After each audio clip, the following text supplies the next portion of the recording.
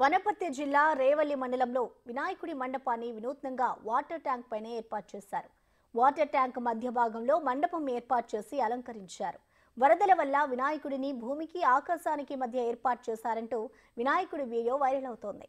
ఉత్సవ కమిటీ సభ్యులు 25 సంవత్సరాలుగా ఇక్కడే గణేష్ ఉత్సవాలు జరుపుతున్నామని చెప్తున్నారు. దీనిపై మరింత సమాచారాన్ని మా ప్రతినిధి శంకర్ అందిస్తారు.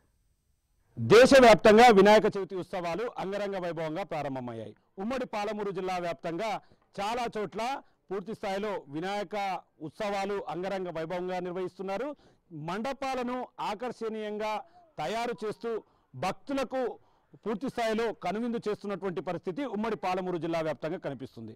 కొన్ని చోట్ల పెద్ద పెద్ద డెకరేషన్స్ చేస్తున్నారు. కొన్ని చోట్ల ఆకర్షణీయమైనటువంటి లైటింగ్ ఏర్పాటు చేయడం ద్వారా రాత్రి వేళల్లో మండపాలు జిగేలుమంటున్నటువంటి పరిస్థితి కనిపిస్తుంది. కానీ వనపర్తి జిల్లా రేవల్లి మండల కేంద్రంలో మాత్రం ఏర్పాటు చేసినటువంటి వినాయకుడు పూర్తిగా అందరి దృష్టిని ఆకర్షిస్తున్నాడు. ప్రస్తుతం మనం రేవల్లి మండల కేంద్రంలో ఉన్నాము. విజువల్స్లో చూసినట్టుగా ఇక్కడ మండల కేంద్రానికి సమీపంలో ఉన్నటువంటి వాటర్ ట్యాంకు మధ్య భాగంలో వినాయకుడిని ఏర్పాటు చేశారు. ఇక్కడే పూర్తి స్థాయిలో మండపాన్ని ఏర్పాటు చేయడం, అక్కడే పూజలు నిర్వహిస్తున్నటువంటి పరిస్థితి అయితే ఇక్కడ కనిపిస్తుంది.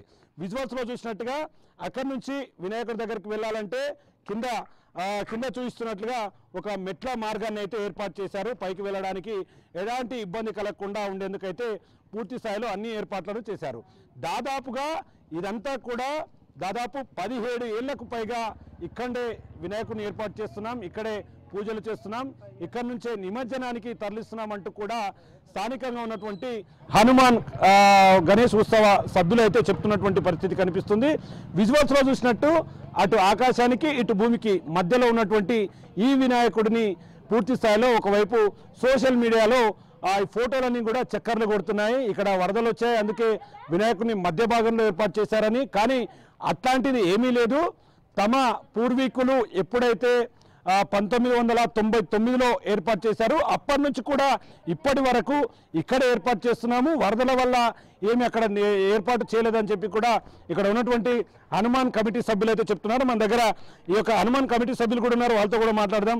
ఇక్కడ ఒక పెద్ద ఆయన కూడా ఉన్నాడు, ఈయన ఏర్పాటు చేశానని కూడా చెప్తున్నారు. అప్పట్లో అన్న చెప్పండి, ఎప్పటి నుంచి ఏర్పాటు చేశారు, ఎందుకు అక్కడ వినాయకుని ఏర్పాటు చేయాల్సిన అవసరం ఏంటి? మా సర్పంచ్తో మేము పెట్టుకుంటాం సర్పంచ్ గారని ఊర్లో అడిగాం. ఎప్పుడు?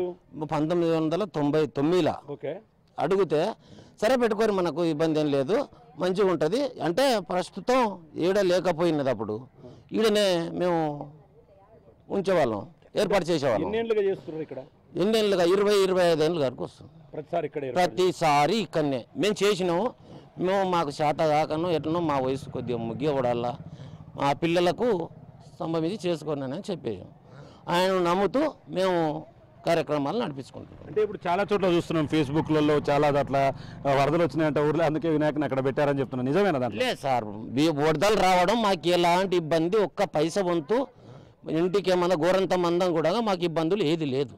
ఓన్లీ గతం నుంచి చేస్తుండ్రు కాబట్టి చేస్తుండ్రు. మా పిల్లలు కూడా మేము చేసినంత వల్ల చూస్తున్నాం. అంటే వాళ్ళు గతంలో నుండి వాళ్ళ పెద్దలు ఇక్కడే చేశారు కాబట్టి మేము కూడా ఇక్కడ ఏర్పాటు చేశామని చెప్తున్నాం. మరి కొంతమంది కూడా ఉన్నారు. చెప్పండి బ్రదర్, ఏంటి అంతా కూడా రాష్ట్రం అంతా కూడా ఇదే వినాయకుని చూస్తున్నారు, అంతా సోషల్ మీడియాలో కూడా చక్కర్లు కొడుతుంది. ఏంటి ఈ ఆలోచన ఎటు వచ్చింది, ఎప్పటి నుంచి స్టార్ట్ చేశారు, ఎన్ని ఏళ్ళుగా ఇదే కొనసాగిస్తూ వస్తున్నారు? అయితే ఇది మా పూర్వీకులది, అంటే మా అన్న వాళ్ళది ఆలోచన.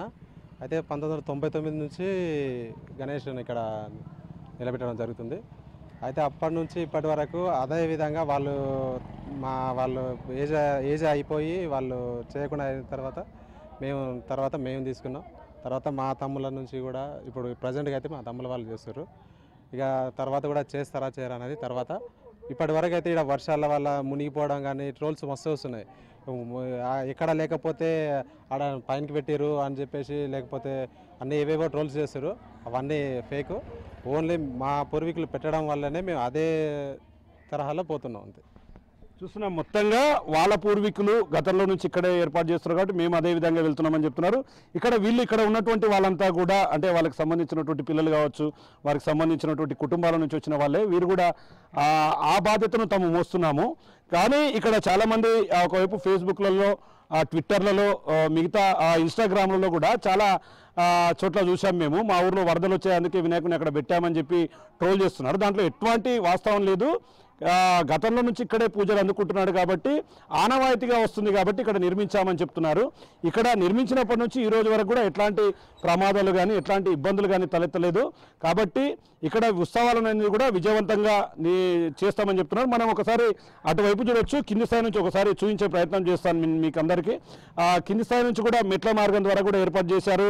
ఆ మెట్లను ఎక్కుతారు. కింద ఈ సపోర్ట్లు అనేది కూడా పూర్తిగా ఇవన్నీ ఇనుపవి, అంటే మొత్తంగా కట్టెల నిర్మాణం కాదు. ఇదంతా కూడా ఇనుప కడ్డీలను కింద ఆసరాగా చేసుకొని, ఇనుప కడ్డీలను ఆధారంగా చేసుకొని కూడా దీనికి ఒక నిర్మించినటువంటి పరిస్థితి ఉంది. ఇదంతా కూడా చాలా దృఢంగా ఏర్పాటు చేశారు కింద. అంటే ఎక్కడ కూడా ఎట్లాంటి ఇబ్బందులు తలెత్తకుండా, ఎక్కడ కూడా ఎంత బరువు పడ్డా కూడా దీన్ని అంటే పట్టుకునేటట్లుగా కూడా ఏర్పాటు చేశారు. మన కెమెరామెన్ కూడా ఒకసారి పైకి చూపించే ప్రయత్నం చేద్దాం.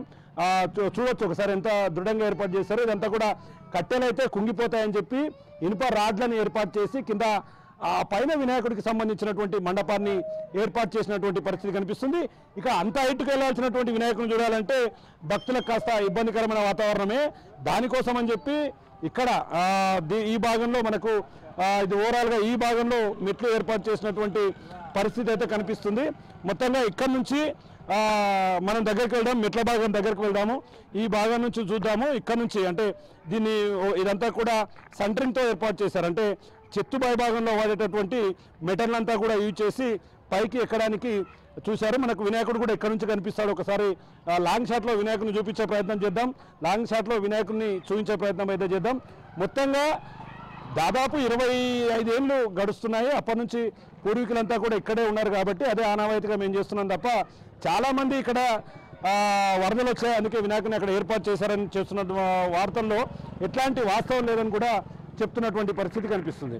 మొత్తంగా అయితే రాష్ట్ర వ్యాప్తంగా అన్ని చోట్ల వినాయక చవితి ఉత్సవాలు అంగరంగ వైభవంగా జరుగుతున్నాయి. అన్ని చోట్ల ఏర్పాటు చేసినటువంటి మండపాలు చాలా చోట్ల కొంతమందిని ఆకర్షిస్తుంటే వనపర్తి జిల్లా రేవల్లి మండల కేంద్రంలో ఇక్కడ ఏర్పాటు చేసినటువంటి వినాయకుడు మాత్రం రాష్ట్ర వ్యాప్తంగా చర్చాంశంగా నియాంశమైనటువంటి పరిస్థితి కనిపిస్తుంది. మొత్తంగా ఇక్కడ ఏర్పాటు చేయడం వల్ల చాలా బాగుందని కొంతమంది అంటున్నారు.